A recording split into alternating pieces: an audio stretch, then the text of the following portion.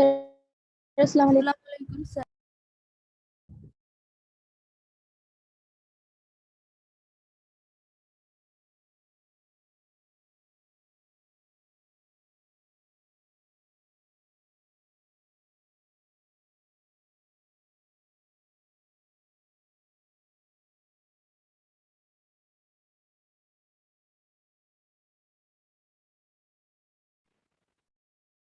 আসসালামু আলাইকুম স্যার। আসসালামু আলাইকুম স্যার। আসসালামু আলাইকুম স্যার। আসসালামু আলাইকুম।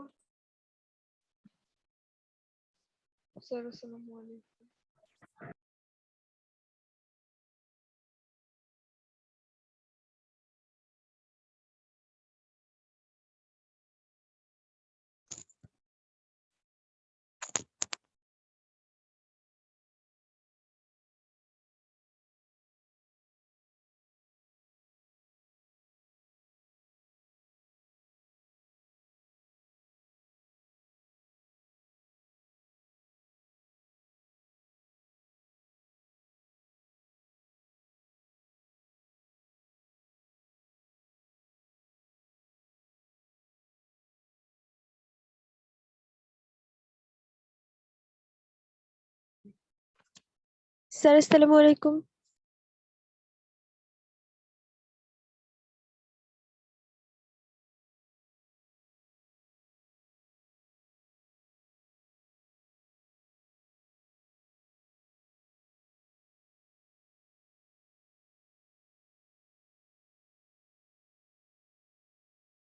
স্যার আসসালামু আলাইকুম।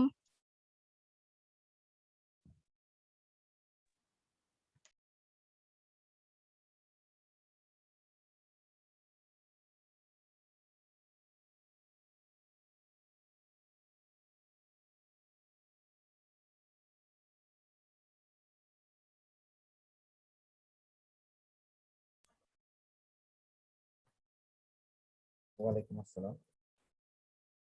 নবম শ্রেণীর প্রিয় শিক্ষার্থীবৃন্দ, তোমাদের এই অনলাইন ক্লাসে সবাইকে স্বাগতম জানাচ্ছি। আশা করি সবাই আল্লাহর রহমতে সুস্থ আছে। ক্লাস শুরু করার পূর্বে আমি একটা ব্যাপারে একটু সবাইকে ইনস্ট্রাকশন দিব। সেটা হচ্ছে, এখানে যারা উপস্থিত আছে তাদের মধ্যে অনেকেই যখন জুনের ক্লাসে প্রবেশ করো শুধু নামটা দিয়ে প্রবেশ করছে। আমি কিন্তু প্রথম ক্লাসে থেকে এই কথাটা বারবার বলছি, নামের পাশে অবশ্যই ব্র্যাকেটে তুমি তোমার রোল নাম্বারটা লিখে ফেলবে। যারা এই কাজটা করোনি অবশ্যই তোমরা এই মুহূর্তে নামের পাশে তোমরা সবাই রিনেম করতে জানো, রিনেম করে নামের পাশে রোল নাম্বারটা পাবে। এছাড়া অনেকেই এখানে প্রবেশ করছো, হয়তো বা তোমাদের কোনো কারো বড় কারো ফোন দিয়ে সেই নামটা এখানে থাকছে। যেমন আমি একটু কি বলি, রুমি আহমেদ কি আছে, রুমি আহমেদ, রুমি আহমেদ এই আইডিতে কে প্রবেশ করেছে?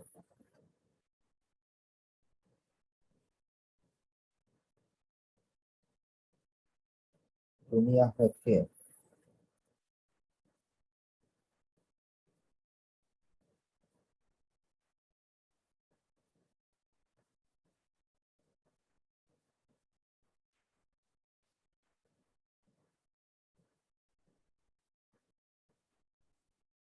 এই নামে কেউ নেই রুমি আহমেদ?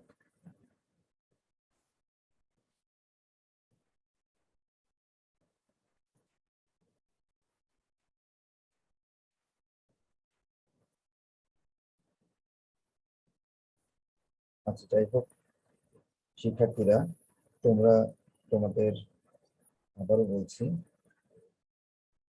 নামের পাশে অবশ্যই রোল নাম্বার দিয়ে তারপর তোমরা ক্লাসে জয়েন করবে।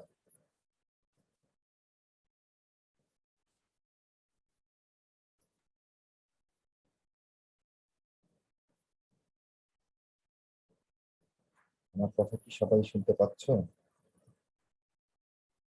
জি স্যার।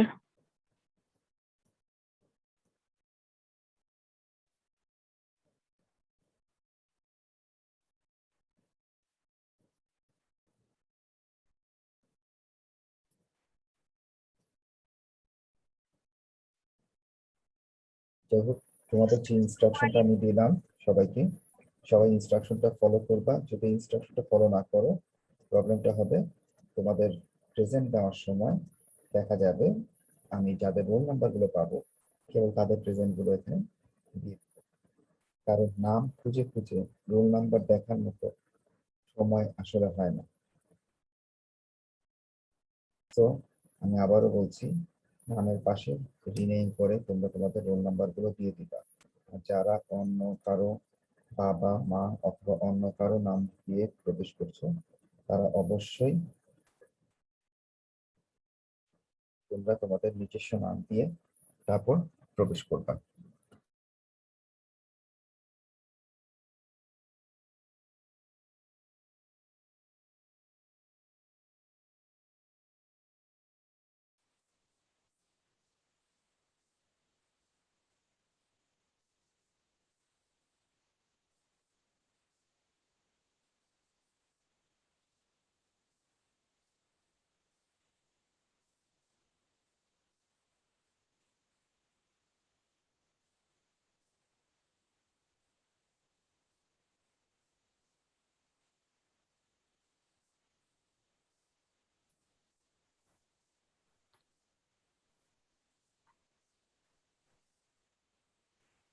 সবাইকে আমার ইনস্ট্রাকশনটা শুনতে বুঝতে পেরেছো সবাই? যাই হোক, আমরা আমাদের পড়াশোনায় চলে আসি। আমার আজকের পাঠের বিষয় তোমাদের সেট নিয়ে আমরা আলোচনা করছিলাম, এবং এই স্যার সেটের আসসালামু আলাইকুম। অধ্যায় 2.1 এবং এই 2.1-এর আমরা ইতিপূর্বে বইয়ের অঙ্কগুলো করছিলাম, এবং আজকে আমাদের তারই ধারাবাহিকতায় সর্বশেষ লেকচার সেটের, এবং ইনশাল্লাহ আমরা আগামী ক্লাসে থেকে ফাংশন নিয়ে আলোচনা করব। তো আজকে সেটের শেষ টপিকস, এবং শেষ টপিকসটা তোমাদের ভেনচিত্র রিলেটেড যে বইয়ের অঙ্কগুলো আছে সেগুলো নিয়ে আমরা আজকে আলোচনা করব। ভেনচিত্র রিলেটেড যে বইয়ের অঙ্কগুলো আছে সেগুলোর দিকে একটু খেয়াল করো। প্রথম প্রশ্ন তোমাদের বইয়ের ম্যাথ নাম্বার 11। সবাই কি স্ক্রিনটি দেখতে পাচ্ছ? জি স্যার। স্যার। প্রশ্নটা একটু দেখো লক্ষ্য করে। কোন একটা শ্রেণীতে 30 জন শিক্ষার্থী আছে, তার মধ্যে 20 জন ফুটবল খেলে, 15 জন ক্রিকেট খেলা পছন্দ করে, এবং দুটি খেলাই পছন্দ করে তদ্রূপ শিক্ষার্থীর সংখ্যা 10 জন। তার মানে 10 জন দুটা খেলাই পছন্দ করে। কতজন শিক্ষার্থী দুটি খেলার পছন্দ করে না, মানে কোনোটাই পছন্দ করে না, সেটা ভেনচিত্রের সাহায্যে নির্ণয় করতে বলেছে। তাহলে এখানে বোঝা যাচ্ছে বিষয় হচ্ছে দুটো, এক ফুটবল খেলা, দুই ক্রিকেট খেলা। আমরা যখন ভেনচিত্র করেছিলাম এর পূর্বে, তখন আমরা এভাবে বলেছিলাম ভেনচিত্র করার সময় ওই বিষয় দুটোর উপর খেয়াল রাখতে কয়টা বিষয় আছে, যতগুলো বিষয় থাকবে তার জন্য ততগুলো বৃত্ত আঁকতে হবে, এবং বৃত্তগুলো পরস্পরকে ছেদ করবে, কারণ বলাই আছে 10 জন শিক্ষার্থী উভয় খেলাই পছন্দ করে। আমি যদি এগুলোকে প্রথম এই বৃত্তটাকে বা গোলাকার অংশটাকে ফুটবল খেলা চিন্তা করি এফ, এবং পরবর্তীটাকে যদি আমি চিন্তা করি ক্রিকেটের জন্য সি, তাহলে এই ভেনচিত্রটা 4টা অংশে বিভক্ত হয়েছে। একটা অংশ হচ্ছে পি, একটা কিউ, একটা আর, আর একটা এস। তাহলে এই মোট 4টি অংশ নিয়ে ভেনচিত্রটা তৈরি হলো, যেখানে এই 4টি অংশই সার্বিক সেট ইউ এর উপসেট।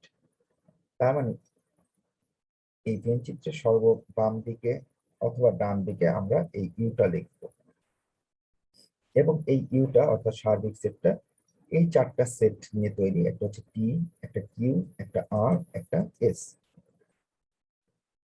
এখন আমরা যদি ব্যাখ্যা দিতে চাই তাহলে লিখব যে ফুটবল খেলা পছন্দ করে এইরূপ শিক্ষার্থী সেট এফ, ক্রিকেট পছন্দ করে সেট সি, এবং ভেনচিত্রে একটি আয়তক্ষেত্রে 30 জন শিক্ষার্থীর সেট ইউ, যেটাকে আমরা সার্বিক সেট হিসেবে চিন্তা করেছি। বলাই আছে মোট শিক্ষার্থীর সংখ্যা 30 জন। তাহলে এখান থেকে বুঝতে পারছি ইউ এর মান হবে 30 এবং এফ এবং সি দ্বারা আমি ফুটবল এবং ক্রিকেট খেলা পছন্দ করে এইরূপ শিক্ষার্থীদের সেটকে আমরা এফ এবং সি দ্বারা প্রকাশ করলাম। যে চারটা অংশে বিভক্ত হলো, একটা পি, একটা কিউ, একটা আর এবং একটা এস, আমাকে বুঝতে হবে এই সেটগুলো আসলে কি।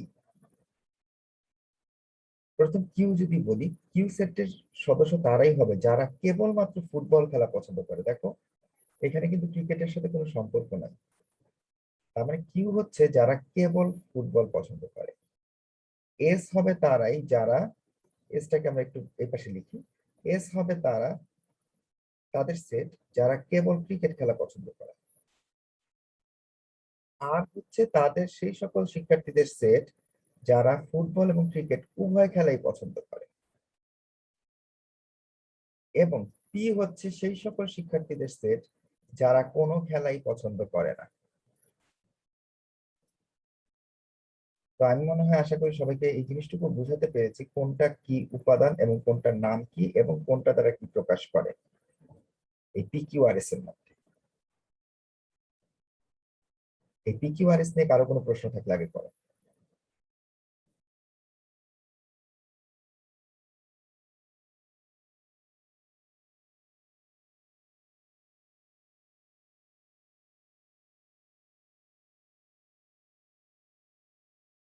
স্যার আমার একটা কোশ্চেন আছে। হ্যাঁ, কে প্রশ্নটা করবে? করো। স্যার আমরা তো এখানে ফুটবল আর ক্রিকেট পছন্দ করে এমন দুইটা সেটকে এফ আর সি দিয়ে আগেই প্রকাশ করেছি, তাহলে স্যার ওই দুইটা সেটকে আবার কিউ আর এস দিয়ে কেন প্রকাশ করব? কিউআরএস দিয়ে কিন্তু তা প্রকাশ করেনি, তাহলে কথাটার দিকে একটু লক্ষ্য রাখতে হবে। এই এফ এর মধ্যে, এই পুরাটার মধ্যে যে প্রশ্নটা করেছো, প্রশ্নত তুলনাহীন প্রশ্ন করেছো। জি স্যার। আচ্ছা, আমি একটু তোমাকে ক্লিয়ার করে দিই। আমি ধরে নিলাম এটা হচ্ছে আমার এফ সেট। এই এফ এর মধ্যে দুই ধরনের শিক্ষার্থী আছে। কিউ হচ্ছে তারাই যারা শুধু ফুটবল পছন্দ করে, আর আর হচ্ছে তারা যারা ফুটবলও পছন্দ করে আবার ক্রিকেটও পছন্দ করে। এদের দুইজনের সমন্বয়ে গঠিত কিন্তু ফুটবল পছন্দ করে, কারণ যে ব্যক্তি ক্রিকেট পছন্দ করে এবং ফুটবল পছন্দ করে সে কিন্তু অ্যাকচুয়ালি ফুটবলও পছন্দ করে। কাজে এই যে তুমি বললা যে এফ দিয়ে আমি একবার সেটকে ডিফাইন করলাম, এই এফ সেটের মধ্যে আসলে কিউ আর আর দুইটা সেটের উপাদান লুকিয়ে আছে, মানে শিক্ষার্থীরা লুকিয়ে আছে। এক, যারা শুধু ফুটবল খেলে তারা, যারা ফুটবল আর ক্রিকেট উভয়ই পছন্দ করে। মনে রাখতে হবে যে ক্রিকেট পছন্দ করে ফুটবল পছন্দ করে দুইটাই করে, সে কিন্তু ফুটবলও পছন্দ করে, সে কিন্তু এফ এর ভিতরেই থাকবে। আবার একইভাবে যারা এস হচ্ছে যারা শুধু ক্রিকেট পছন্দ করে, আর আর হচ্ছে ফুটবল আর ক্রিকেট দুইটাই পছন্দ করে, তার মানে এই পুরো সির মধ্যে কারা থাকবে? আর এবং এস দুইটাই থাকবে।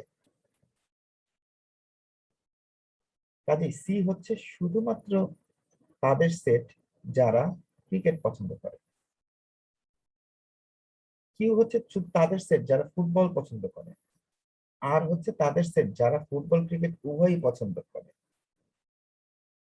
এর মানে হচ্ছে কিউ এবং আর মিলে এফ সেট তৈরি হচ্ছে, আর এবং এস মিলে সি সেট তৈরি হচ্ছে। যে প্রশ্নটা করেছো অ্যান্সার কি পেয়েছো না পাওনি? জি স্যার, বুঝতে পেরেছি। আচ্ছা, তাহলে আমাদের যে প্রশ্নটা ছিল যে উভয় খেলা পছন্দ করে, যেটা আমাদের প্রশ্নে দেয়া ছিল 10 জন উভয় খেলাই পছন্দ করে, তার মানে বুঝতেই পারছি এই আর এর মধ্যে নিশ্চয়ই উপাদান হবে সেই 10 জন যারা উভয় খেলা পছন্দ করে। এখানে 10 জন হবে যারা উভয় খেলাই পছন্দ করে। তাহলে আমি যদি এই 10 জন উভয় খেলা পছন্দ করে তাদেরকে সেট আকারে প্রকাশ করি, তাহলে এফ ইন্টারসেকশন সি হবে। তার মানে এই এফ সেট এবং সি সেটের মধ্যে যারা কমন তারাই কেবলমাত্র কিন্তু দুইটা খেলাই পছন্দ করে, এবং তারা বসবে এই আর এর উপাদান হবে, অর্থাৎ 10 জন প্রশ্নে বলা আছে।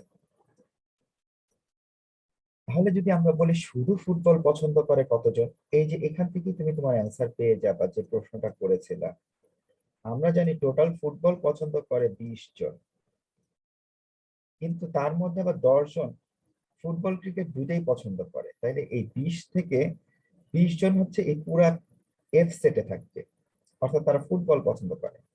কিন্তু এদের মধ্যে 10 জন আবার দুইটাই পছন্দ করে। সেই 10 জনকে যদি আমি এখান থেকে বিয়োগ করি, অর্থাৎ 20 থেকে 10 বিয়োগ করলে থাকে 10, সেই 10 জন এখানে বসবে। তার মানে তারা শুধুমাত্র ফুটবল পছন্দ করে, ক্রিকেট পছন্দ করে না। আবার এই যে এস সেট, যেখানে বলা ছিল ক্রিকেট পছন্দ করে 15 জন, অর্থাৎ সি হচ্ছে 15,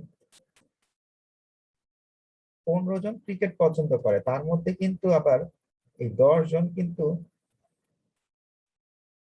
ফুটবল ক্রিকেট দুইটাই পছন্দ করে। তাহলে এই 10 জনকে যদি আমি 15 জন থেকে বাদ দিয়ে দিই, তাহলে যে 5 জন থাকবে, এই 5 জন শুধু ক্রিকেট পছন্দ করবে। তাহলে যে প্রশ্ন করেছিলাম যে সি সেট আর এই এস সেট অথবা এফ সেট এবং কিউ সেট এর মধ্যে পার্থক্য কোথায়, আমার মনে হয় এই দুইটা লাইন দেখলেই তোমরা পার্থক্যটা বুঝে যাচ্ছ। এফ সেটের উপাদান হচ্ছে 20 জন যারা ফুটবল খেলা পছন্দ করে, শুধু ফুটবল। এর মধ্যে কিন্তু কিছু শিক্ষার্থী লুকিয়ে আছে যারা মনে মনে ফুটবলকেও পছন্দ করে আবার ক্রিকেটকেও পছন্দ করে, সেই রকম শিক্ষার্থী হচ্ছে 10 জন। এই 10 জন কিন্তু এই 20 জনের মধ্যেই লুকিয়ে আছে। ওই 10 জনকে যদি আমি বাদ দেই, এই 10 জন পাবো যে 10 জন শুধুমাত্র ফুটবলকেই পছন্দ করে, তারা ক্রিকেটকে পছন্দ করে না। তো আশা করি এতটুকু তোমরা বুঝতে পেরেছো। তাহলে আমি যদি এখন এই উপাদানগুলোকে ক্লিয়ারলি লিখতে চাই, এখানকার উপাদানগুলোকে, তাহলে দেখো লক্ষ্য করে আমরা এইরকম একটা ভেন চিত্রে উপাদানগুলো পাচ্ছি। এখানে 10 জন পাচ্ছি, এখানে 5 জন পাচ্ছি, আর এই আর এর উপাদান হচ্ছে এখানে 10 জন পাচ্ছি। তার মানে এই গোলাকার অংশগুলোতে অর্থাৎ বৃত্তগুলোতে 10 জন, 10 জন, 5 জন, তার মানে কতজন পাচ্ছি আমরা? 10, 10, 20 আর 5 যোগ করলে পাবো 25 জন। এই 25 জন শিক্ষার্থী হয় তারা ফুটবল পছন্দ করে, না হলে তারা শুধু ক্রিকেট পছন্দ করে, অথবা ফুটবল ক্রিকেট দুটেই পছন্দ করে। তাহলে এইরকম শিক্ষার্থীর সংখ্যা পাচ্ছি আমি 25 জন। এই লক্ষ্য করে, যদি তারা 25 জন যদি ফুটবল আর ক্রিকেট সবই পছন্দ করে, তাহলে আমাদের মোট শিক্ষার্থী ছিল 30 জন। খেয়াল করো, আমি 25 জনকে পেলাম যারা এই বৃত্তাকার অংশের ভিতরে আছে। তাহলে 30 থেকে 25 যদি আমি বাদ দিই, যতজন পাবো এরা আসলে ফুটবল ক্রিকেট কিছুই পছন্দ করে না, অর্থাৎ এরা কোনো খেলাই দেখে না। এরা থাকবে এই বৃত্তাকার অংশের বাইরে, কিন্তু ধরো এখানে থাকলো, কিন্তু এই সার্বিক সেটের ভিতরে, কারণ পুরো সার্বিক সেটটা বলা আছে 30 জন।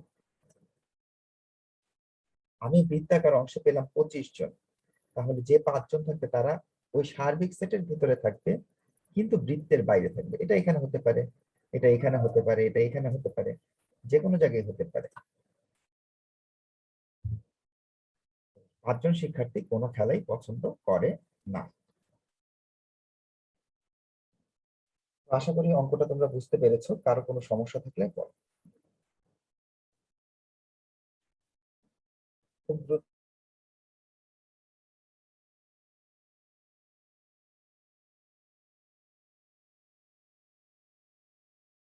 আমার কাছে প্রশ্ন করতে পারো যদি কারো কোনো সমস্যা থাকে।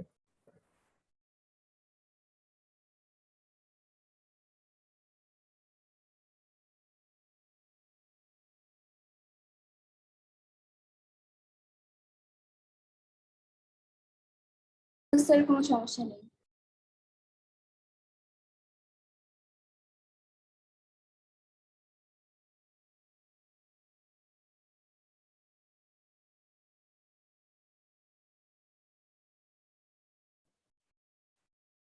তো আশা করি কারো কোনো সমস্যা নেই, আমরা পরবর্তী অঙ্কে চলে যাই। তোমাদের বইয়ে 12 নম্বর অঙ্ক, এটা একটা সৃজনশীল অঙ্ক এবং একটি তোমাদের একটি সৃজনশীল অঙ্কের একটা নমুনা চিত্র। দেখো, 100 জন শিক্ষার্থীর মধ্যে কোনো পরীক্ষায় 65 জন বাংলায়, 48 জন মানে 65%, মানে যেহেতু 100 জন বলেছে তার মধ্যে 65%, অর্থাৎ 100 জনের মধ্যে 65 জন বাংলায়, 100 জনের মধ্যে 48 জন শিক্ষার্থী বাংলা ও ইংরেজি উভয় বিষয়ে পাশ করে এবং 15 জন শিক্ষার্থী উভয় বিষয়ে ফেল করে। এখানে বুঝতে হবে বিষয় কয়টা। প্রথম কথা, নিশ্চয়ই দুইটা, এক বাংলা, দুই ইংরেজি। প্রথম প্রশ্ন হচ্ছে সংক্ষিপ্ত বিবরণ সহ উপরের তথ্যগুলো ভেনচিত্রে প্রকাশ করা। তো আমরা যদি একটু লক্ষ্য করি, আমরা একটা ভেনচিত্র যদি আঁকি, ভেনচিত্রে একটা সার্বিক সেট ইউ লিখতে হয়। এই ইউ হচ্ছে 100 জন শিক্ষার্থী শো করবে, এবং এই ইউ হচ্ছে 100 শিক্ষার্থী শো করবে। এবং এখানে যে ভেনচিত্রটার মধ্যে সার্বিক সেট ইউ, যেখানে 100 জন শিক্ষার্থীর মধ্যে বলা আছে 48 জন শিক্ষার্থী বাংলা ও ইংরেজি উভয় বিষয়ে পাশ করে। তার মানে আমি যদি বাম দিকের বৃত্তটাকে বি অর্থাৎ বাংলার জন্য, ডান দিকের বৃত্তটাকে ইংলিশের জন্য নির্ধারণ করি, তাহলে আমাদের এখানে চারটা, একটু আগে চারটা অঞ্চল বা চারটা সেট পেলাম, পি কিউ আর, এবং এখানে এফ ধরেছি। তো এফও ধরতে পারো, কোনো সমস্যা নেই, ধরাটা তোমার উপরে। বলা আছে 48 জন শিক্ষার্থী উভয় বিষয়ে পাশ করেছে, এই জন্য উভয় বিষয়ে কমন জায়গাটায় আমি এই 48 লিখলাম। এবং বলছে 15 জন শিক্ষার্থী উভয় বিষয়ে ফেল করে, তার মানে তারা পাশ করেনি। এই 15 জন থাকবে এই বৃত্তের বাইরে, কারণ এই বৃত্তের ভেতরে যারা থাকবে তারা হয় বাংলায় পাশ করছে, নয় ইংরেজিতে পাশ করছে, নয় উভয় বিষয়ে পাশ করছে। কাজে যারা কোনো বিষয়ে পাশ করে নাই তারা অবশ্যই ওই 100 জনের মধ্যে থাকবে, কিন্তু তারা এই বৃত্তের বাইরে থাকবে। এখন এখানে দিতে পারো 15, কেউ চাইলে এখানে লিখতে পারো, কেউ 15 চাইলে এই নিচে লিখতে পারো, কোনো সমস্যা নেই, কিন্তু সেটা এই বৃত্তের ভেতরে থাকবে না। কথা কি বুঝতে পেরেছো সবাই? জি স্যার। তো প্রথম কাজ হচ্ছে আমাদের এই কাজটুকু আমরা সম্পাদন করলাম, এবং আমাদের এখানে যে চিত্রটা আমরা আঁকা দরকার যেভাবে, সেভাবে আমরা একটা ভেনচিত্র অঙ্কন করলাম। ভেনচিত্রে একটা সার্বিক সেট ইউ, যেখানে 100 জন শিক্ষার্থীকে নির্দেশ করবে এবং দুটা বিষয় বাংলা এবং ইংরেজিতে পাশ করে, এদেরকে বি আর ই দ্বারা দুটা সেটকে আমরা নির্ধারণ স্যার করলাম। এবং এখানে চারটা অঞ্চলে ভাগ করেছে। এই চারটা অঞ্চল হচ্ছে পি কিউ আর এস, অথবা তোমরা P Q R F O দিতে পারো। যেখানে কিউ হচ্ছে এমন একটা উপাদান যেখানে যারা বাংলা এবং ইংরেজি উভয় বিষয়ে পাশ করবে এরকম শিক্ষার্থীর সংখ্যা, দ্যাট মিনস 48%, বা 100 জনের মধ্যে 48 জন, এই জন্য আমি 48 লিখেছি। এবং যারা উভয় বিষয়ে ফেল করছে, অর্থাৎ এটা থাকবে এফ সেটের মধ্যে, মানে ফেল করা শিক্ষার্থীদের মধ্যে, সেখানে থাকবে হচ্ছে 15 জন। এই কথাগুলো আমরা জাস্ট এই ভেনচিত্র এঁকে এখানে বিবরণের মধ্যে লিখে দিব। স্যার এখানে চিত্রে তো 65% কোথাও লেখা নেই। চিত্রে কোথাও 65% লেখা নেই। এই যে বলা আছে 65% শিক্ষার্থী, আচ্ছা, যদি তোমরা 65, হ্যাঁ ভালো কথা বলেছো, যদি 65 এর ব্যাপারে উল্লেখ করতে চাও, এই বাংলা যেখানে এই পুরাটা কিন্তু 65 বাংলায়, কাজে এটা তুমি কিন্তু হয় এখানে 65 লিখতে হবে বি এর পাশে, এখানে 65 লিখে দিলাম, কোনো সমস্যা নেই। হ্যাঁ, আর কোনো প্রশ্ন আছে? কারণ এখানে কিন্তু লেখা যাবে না, এখানে হচ্ছে শুধু বাংলায়, কিন্তু তুমি 65 জন পেয়েছো সব সহ বাংলায়, কাজে এই পুরোটার পাশে 65 লিখতে হবে। এই কারণে আসলে মূলত এখানে ভেনচিত্রে এটা লেখা হয়নি, তো তুমি ব্র্যাকেটে 65 লিখে দিতে পারো, কোনো সমস্যা নেই। আর কোনো প্রশ্ন? তাহলে প্রথম প্রশ্নটা শেষ, এবার দ্বিতীয় প্রশ্ন। শুধু বাংলায় ও ইংরেজিতে পাশ করেছে তাদের সংখ্যা নির্ণয় করো। শুধু বাংলা এবং ইংরেজিতে পাশ করেছে। আমরা চলে আসি, আমরা যদি চিন্তা করি উভয় বিষয়ে কয়জন পাশ করেছে সেটার দিকে আগে একটু তাকাই। আমরা উভয় বিষয়ে পাশ করেছে এরকম শিক্ষার্থী পেয়েছি 48 জন। এবার বাংলায় পাশ করেছে হচ্ছে 65 জন। যেটা একটু আগে আমি লিখতে বলেছিলাম। দেখো, তাহলে আমি যদি বলি শুধু এই জায়গায় কারা বসবে, নিশ্চয়ই যে কেউ বলতে পারবা টোটাল যদি 65 জন থাকে আর এখানে যদি 48 জনকে বসায় দিই, তাহলে এই 65 জন থেকে 48 জন বাদ দিলে যতজন থাকবে তারাই কেবল বাংলায় পাশ করবে। 65 থেকে 48 বাদ দিলে থাকে 17, এই 17 জন শুধু বাংলায় পাশ করবে, শুধু বাংলায়। শুধু কথাটা মাথায় রাখতে হবে, এই শুধু বাংলায় আর বাংলায় পাশ করে দুটার মধ্যে পার্থক্য আছে। এই 17 জন বাংলায় পাশ করছে, তার মানে তারা ইংরেজিতে ফেল করছে।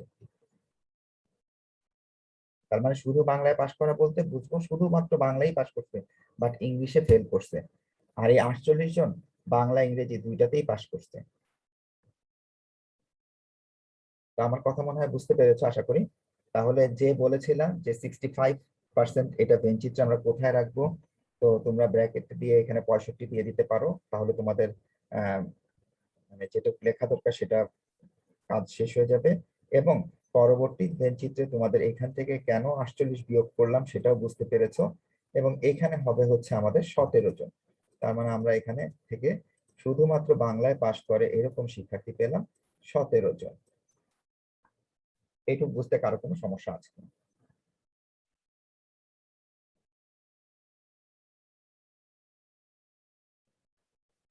আশা করি এতটুকু বুঝতে কোনো সমস্যা নেই। এখন আমাদের যেটা দরকার সেটা হচ্ছে বলেছে শুধু ইংরেজিতে কয়জন পাশ করে সেটাও বের করতে হবে। এখন শুধু ইংরেজিতে পাশ করে এরকম সেট হচ্ছে 8, তাই না? আমরা যদি বলি 15 জন হচ্ছে উভয় বিষয় ফেল করে, আমি যদি বলি এই 17 জন 48 জন আর এখানে 8 সেটের উপাদান কতজন আমি জানি না, ধরে নিলাম 8 সেটের উপাদান x জন, তাহলে কি আমি বলতে পারবো 17 48 x এবং যারা ফেল করছে সব সহ মোট শিক্ষার্থী 100 জন? কি এটা বলা যায় না? ভেঞ্চিতে তো এর বাইরে আর কিছু নেই। এখানে কিন্তু তুমি 65 আনতে পারবে না, এটা আনলে কিন্তু হবে না, কারণ এই 65-র মধ্যে 17 আর 48 লুকিয়ে আছে। তোমাকে দেখতে হবে এই বৃত্তাকার অংশগুলোর মধ্যে কে কারা কারা আছে। বৃত্তাকার অংশে আছে 17, আছে 48, আছে এক্স এবং আছে 15, যেটা বৃত্তের বাইরে যারা ফেল করে।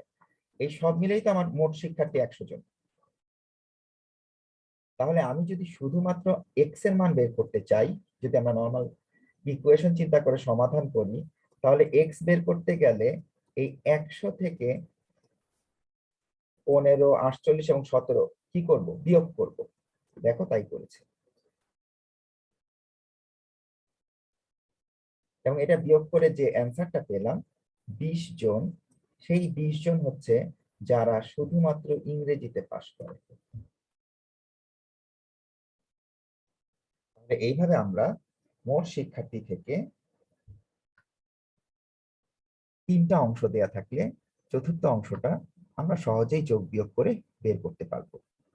তার মানে এই ক্ষেত্রে অ্যান্সার হবে বাংলায় পাশ করে শুধু 17% এবং ইংরেজিতে পাশ করবে শুধু 20%।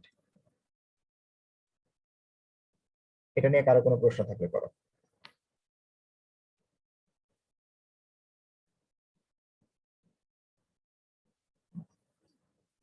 স্যার কোনো কোশ্চেন নেই।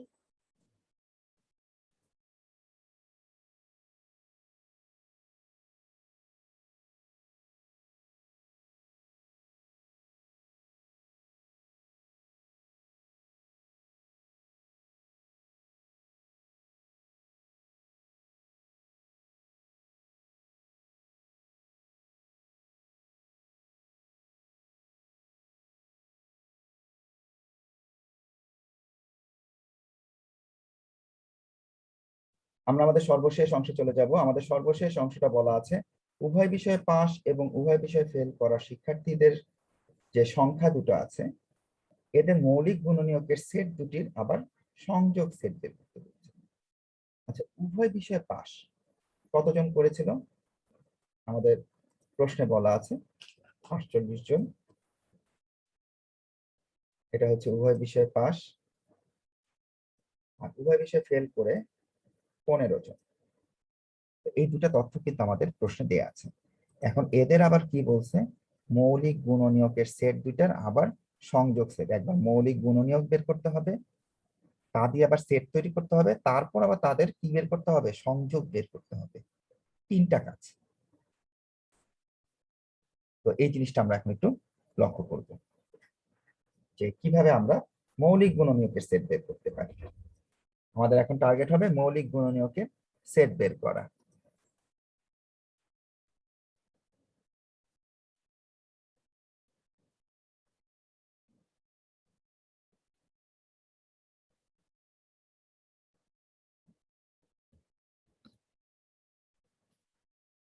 দর্শক শিক্ষার্থীরা একটু লক্ষ্য করো, এখানে যেটা বলা আছে যে উভয় বিষয়ে পাশ করে সেই সংখ্যাটা মৌলিক গুণনীয়কের সেট হচ্ছে n, এবং উভয় বিষয়ে যদি ফেল করে সেই সংখ্যাটার মৌলিক গুণনীয়কের সেট হচ্ছে n।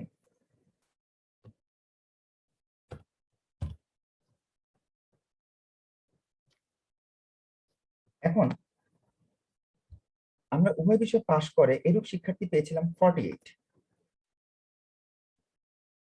এখন 48 কে তুমি যদি ভাঙাও, তুমি কিন্তু তার গুণনীয়ক গুলো পাবা। প্রথমে 2 দিয়ে ভাগ করলা 24, 2 দিয়ে ভাগ করলা 12, আবার 2 দিয়ে ভাগ করলা 6, আবার 2 দিয়ে ভাগ করলা 3, এবং 3 দিয়ে ভাগ করলে 1। এখন তুমি দেখো এখানে তুমি যতগুলো গুণনীয়ক পাবা তার মধ্যে বলেছে মৌলিক গুণনীয়ক, তার মানে এই 48 মৌলিক গুণনীয়ক কেবল পাবা 2 এবং 3, আর বাকি আরো পাবা তুমি গুণনীয়ক, যেমন 12 পাবা, 6 পাবা, 24 পাবা, 48 পাবা, 2 দুগুণে 4 পাবা, ঠিক আছে, 4 4 16 পাবা। এরকম আমরা অনেকগুলোই গুণনীয়ক পাবো, কিন্তু তার মধ্যে কিন্তু বাকি যে সংখ্যাগুলো থাকবে সেগুলো কিন্তু মৌলিক হবে না। আমাকে বলেছে এখানে মৌলিক গুণনীয়ক, তার মানে মৌলিক গুণনীয়ক কেবলমাত্র দুইটাই হবে, একটা হবে 2 আর একটা হবে 3। একইভাবে আমরা যদি 15 গুণনীয়ক বের করি, 15কে আমরা প্রথমে আগে 3 দিয়ে ভাগ করব, 3 5 15, দেন 5 দিয়ে ভাগ করলে 1। এখন তোমাদের মনে প্রশ্ন আসতে পারে 1 কোথায় গেল? 1 কিন্তু মৌলিক না, মৌলিক সংখ্যা কিন্তু 1 এর চেয়ে বড়। এখানে অনেক শিক্ষার্থী এই 1টাকে নিয়ে আসবে, ভুলক্রমে 1 আনা যাবে না, কারণ 1 মৌলিক সংখ্যা না। অষ্টম শ্রেণীতেই তোমরা এগুলো পড়ে আসছো প্রথম অধ্যায়ে। তার মানে 15 মৌলিক গুণনীয়ক আমি পাবো। 15 গুণনীয়ক অনেকগুলো হবে, 15 হবে, 3 হবে, 5 হবে, 1 হবে, কিন্তু অরিজিনালি মৌলিক বলেছে, মৌলিক গুণনীয়ক হবে 3 এবং 5, এই দুটোই। 3ও মৌলিক সংখ্যা, 5ও মৌলিক সংখ্যা। তাহলে মৌলিক গুণনীয়ক হচ্ছে সেই সকল গুণনীয়ক যে সকল গুণনীয়ক গুলো মৌলিক সংখ্যা। তাহলে এই মৌলিক গুণনীয়ক নিয়ে কারো কোনো প্রশ্ন আছে কিনা? তাহলে আমি যদি তাদেরকে নিয়ে সেট তৈরি করি, তাহলে প্রথম সেটটাকে ধরলাম m সেট, পরের সেটটাকে ধরলাম আমি n সেট। আশা করি আমরা এই গুণনীয়কের সেট নিয়ে কারো কোনো প্রশ্ন থাকার কথা না। এবার আমি তাদেরকে সংযোগ করব। সংযোগ সবাই করতে জানো, সংযোগ করলে তোমরা সবাই জানো সবগুলো উপাদান আসে, অর্থাৎ 2 3 5, 3 দুইবার এসছে, কিন্তু সেটে আমরা জানি একটা সংখ্যা একবার লিখতে হয়, সেই কারণে আমাদের অ্যান্সার হলো 2 3 5। এটা নিয়ে কারো কোনো প্রশ্ন থাকলে করো। কোনো শিক্ষার্থী যদি কোনো প্রশ্ন থাকে এই মৌলিক গুণনীয়ক অথবা এই সেটের এই প্রশ্নটার ব্যাপারে, কারো কোনো প্রশ্ন থাকলে করতে পারো। বুঝতে পেরেছো? জি স্যার। ঠিক আছে শিক্ষার্থীরা, তোমাদের আজকে আমরা ভেনচিত্রের এই অঙ্কগুলো নিয়ে আলোচনা করলাম, এবং আমাদের বইয়ের যে সৃজনশীল অঙ্কটা আছে সেটা আমরা সম্পন্ন করলাম। তো আগামী ক্লাসে আমরা প্রথমে শুরুতেই বলেছিলাম ফাংশন নিয়ে আলোচনা করব। তো আগামী ক্লাসে আমরা পরবর্তী অধ্যায় অর্থাৎ 2.2 অন্য এবং ফাংশন এগুলো নিয়ে আলোচনা করব। তো তোমাদের আজকের ক্লাসে যারা উপস্থিত আছো, আমি শুরুতেও একবার বলেছি, এখনো বলছি, শুরুতে বলার পরে মোটামুটি আমি সবার যে জিনিসটা খেয়াল করেছি, সবাই এই কাজটা করেছো যে পাশে রোল নাম্বারটা লিখেছো। এটা না দিলে আসলে নাম দেখে কে সায়েন্সে কে কমার্সে কিভাবে আমি বুঝবো? এবং তোমাদের আরেকটা সমস্যা হচ্ছে সায়েন্স, কমার্স, আর্টস অর্থাৎ হিউম্যানিটিস। তো আমার মনে হয় আর কিছু না লিখো, রোল নাম্বারটা লেখার পাশে যদি একটু এস, বি এবং এইচ এই তিনটা জিনিস লিখো, আমার মনে হয় প্রত্যেকটা শিক্ষার্থীর জন্য যেমন ভালো হবে, ঠিক সেই রকম আমাদের পরিচয়টা জানতে বা সহজে তোমাদের পার্সেন্টেজটা দিতে আমাদের জন্য সহজ হবে। তো যাই হোক, আমাদের কাজগুলো একেতে ক্লাস নিতে হচ্ছে অনলাইনে, দ্বিতীয়ত তারপরে আমাকে যদি প্রেজেন্ট দিতে গিয়ে সময় নষ্ট করতে হয়, এটা কিন্তু আসলে খুব কষ্টের ব্যাপার। তো এই জায়গাগুলোতে তোমরা যদি সহযোগিতা সঠিকভাবে না করো, তাহলে পরবর্তীতে দেখা যাবে আমি যাদেরটা দেখা যাবে খুব সহজে পাচ্ছি তাদেরটা দিয়ে যাচ্ছি, বাকিগুলো দেখতে আমার জন্য কষ্ট হবে, তখন দেখা যাবে আমি সেগুলোকে অ্যাভয়েড করবো। আর রোল নাম্বার না পেলে তো সেখানে পার্সেন্টেজ দেওয়ার কোনো প্রয়োজনই পড়ে না। তো যাই হোক, আমি তোমাদেরকে ব্যাপারগুলো বলেছি এবং তোমরা চেষ্টা করেছো সেই প্রবলেম গুলা কিভাবে সলভ করা যায় সেটা করেছো অনেকেই। তো এই কাজটা তোমরা সবাই একটু পরবর্তী ক্লাসে যখন প্রবেশ করবা শুধু এস, এইচ, বি পুরোটা লেখার দরকার নেই। রোল নাম্বারের পাশে এতটুকু লিখলেই আমরা বুঝবো যে এটা সায়েন্সের, এটা কমার্সের, এটা আর্টসের। তো ঠিক আছে শিক্ষার্থীরা, আগামী ক্লাসে আমরা ফাংশন নিয়ে আলোচনা করব। সেই পর্যন্ত সবাই ভালো থাকো, সুস্থ থাকো। আজকে ক্লাসের সময়ও শেষ প্রায়। তো তোমাদের সবার মঙ্গল কামনা করে এবং সুস্বাস্থ্য কামনা করে আজকে ক্লাস এখানেই শেষ করছি। ভালো থাকো সবাই। স্যার আল্লাহ আসসালামু হাফেজ। আলাইকুম। আসসালামু আলাইকুম স্যার।